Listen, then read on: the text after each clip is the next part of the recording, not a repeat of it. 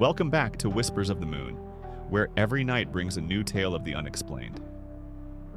Tonight's stories will make you question the innocence of your closest companions, even those who live under your roof.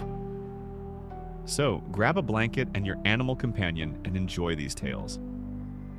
First story. Our family's life had always been ordinary. A quiet house on a sleepy street, familiar faces, and the comforting presence of Duke, our gentle Labrador. From the moment he bounded into our lives as a scruffy stray, Duke had been the embodiment of loyalty and affection. His soft eyes and wagging tail were a constant reminder that even in a world filled with uncertainty, there could be simple, unconditional love.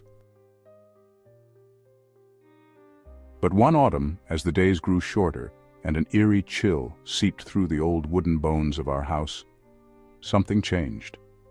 At first, it was the little things.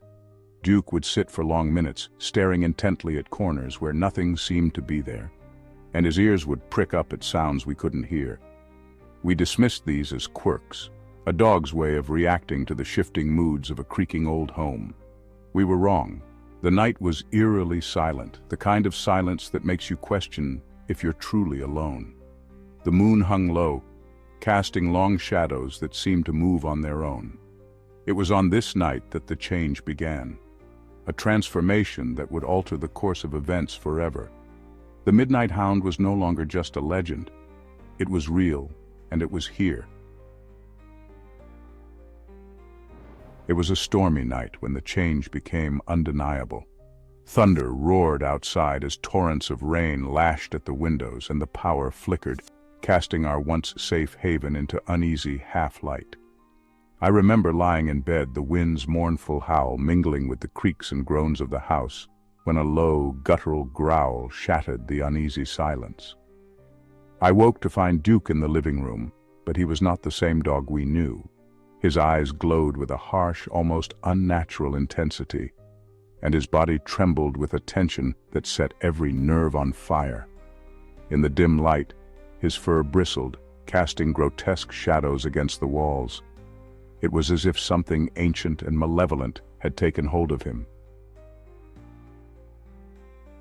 Before I could comprehend what was happening, Duke lunged. In a heartbeat, the pet I had once nursed with love became a beast of fury. His jaws snapped shut on my arm with a force that felt otherworldly, pain and disbelief mingling as I tumbled backward. The attack was as sudden as it was inexplicable. Duke's form seemed to twist unnaturally under the fury of the storm. In the brief flashes of lightning, I saw his eyes burn red, a look that was less canine and more something else entirely. I managed to wrench myself free, scrambling into the hallway as Duke pursued with a relentless, almost supernatural determination. Every corner of the house became a trap. Every familiar doorway turned into a potential ambush. My heart pounded in my ears as I searched for an escape, but the night had closed in on me. The heavy front door was locked, and the raging storm had all but swallowed any chance of help. I ducked into a closet, pressing my back against the cold wood and listening in terror as chaos reigned outside. In that suffocating darkness, time stretched into an endless nightmare. Duke's alternating low growl and vicious snarl along with his ragged breaths reverberated in my ears. He intermittently would throw himself at the closet door.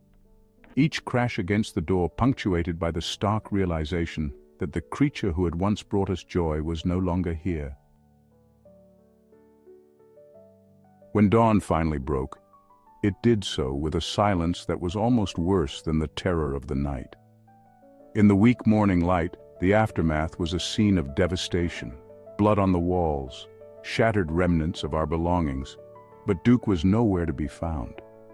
There were paw prints leading out into the storm's wake, a trail that seemed to vanish into the mist, as if Duke had melted into the darkness. In the weeks that followed, whispers began to circulate in our neighborhood. Some said that Duke had always carried a secret, that his origins were shrouded in mystery and perhaps touched by forces beyond the natural world. Others murmured that the house itself was cursed, its foundations built upon a long-forgotten tragedy. I later discovered that Duke had been rescued from a shelter known for taking in animals with disturbing pasts, a place where some believed the animals carried the remnants of previous lives, or worse, were touched by something unspeakable.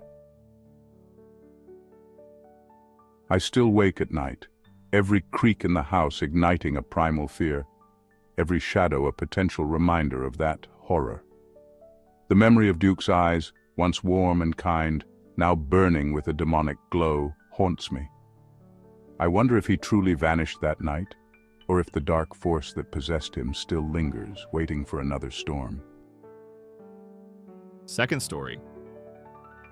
I'd always been captivated by the mysterious allure of reptiles, so when I discovered a rare, iridescent snake at a quaint pet shop on the edge of town, I couldn't resist bringing it home. The pet shop was also including a custom terrarium with the purchase. I named the snake Raven. At first, Raven was nothing more than a mesmerizing inhabitant of its custom terrarium, coiled in quiet contemplation and offering a silent window into a world far removed from our own.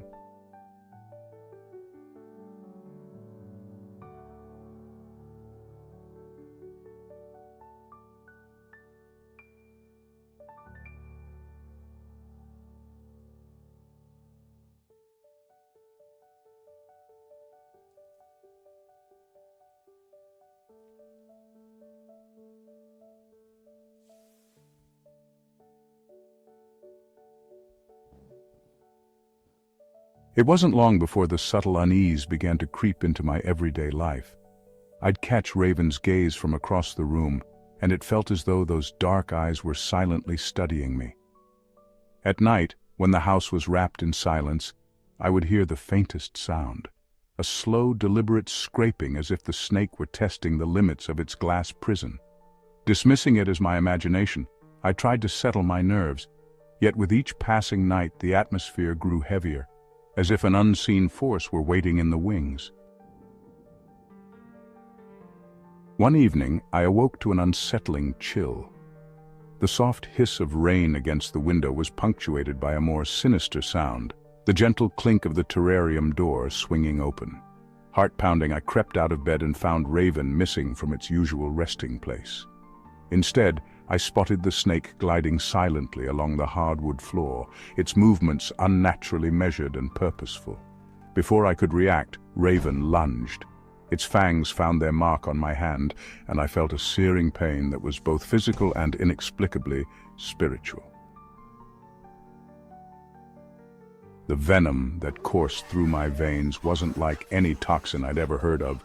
It brought with it a cascade of nightmarish visions, a world where the familiar contours of my home twisted into grotesque shapes, and where disembodied whispers filled the void. In the midst of my terror, I stumbled upon a hidden compartment beneath Raven's old terrarium stand. Inside lay a collection of brittle manuscripts filled with cryptic symbols and frantic scrawls. The document spoke of an ancient cult that revered serpents as vessels for a dark, primordial deity, a force that promised eternal life but demanded a soul in return. Over the following days, my body struggled against the venom's grip while my mind teetered on the edge of a waking nightmare. Raven's presence became inescapable. At dusk, I would glimpse its sleek form slithering silently along the corridor, its eyes alight with a ghostly glow. Every hiss in the dark, every subtle rustle in the shadows registering his presence. As the darkness closed in, I felt a weight on my chest, and the last blurry image I saw was Raven's black eyes staring down at me. Final story. It started on an unusually chilly autumn evening when we brought Luna home, a sleek ebony cat with eyes that shimmered like distant stars. At first, her silent grace and soft purrs charmed us all. She was the perfect companion for our quiet household, a gentle presence that padded silently through sunlit rooms and curled up contentedly by the fireplace. But soon, things began to change. I was the first to notice it. Late one night, as a bitter wind rattled the windows and the shadows deepened in the corners of our home, I awoke to a soft, almost hypnotic mewing. In the faint glow of the streetlight filtering through the curtains, I saw Luna sitting at the foot of my bed. Her eyes, normally calm and inquisitive, now burned with an unsettling intensity, as if they held the secrets of a world far darker than our own. Over the next few nights, odd occurrences escalated. Doors that I was sure had been closed the day before creaked open on their own. I'd catch fleeting glimpses of movement where nothing should be, like the slow, deliberate flicker of a tail disappearing around a corner. Luna would sit and watch with that same unnerving gaze, as if she were waiting for something or someone. One particularly stormy night, the true horror revealed itself. Thunder boomed overhead as I sat alone in the living room, trying to lose myself in a book. A sudden sharp sound startled me, the unmistakable scratch of claws against wood. I rose to investigate and found the hallway bathed in intermittent flashes of lightning. That's when I heard it, a low, guttural growl emanating from the shadows behind me. I spun around and saw Luna, her form more sinuous and predatory than ever before. In the brief illumination of lightning, her eyes glowed an eerie, almost phosphorescent green. Before I could process what was happening, she leaped. Her claws, unnaturally long and glistening in the sporadic light, raked across my chest. The pain was searing, and in that moment, the beloved pet I had taken in transformed into something monstrous, a vessel for a malevolence that defied explanation. I stumbled back, heart pounding in terror, as Luna circled me like a predator savoring its prey. Her purr, now distorted and almost mocking, echoed in the narrow corridor. Desperately, I tried to retreat, but every door and window seemed barricaded by an unseen force. The storm outside only amplified the dread that gripped our home. In the chaos that followed, amidst my frantic attempts to escape, I climbed up into the attic. I sat huddled in a corner of the attic.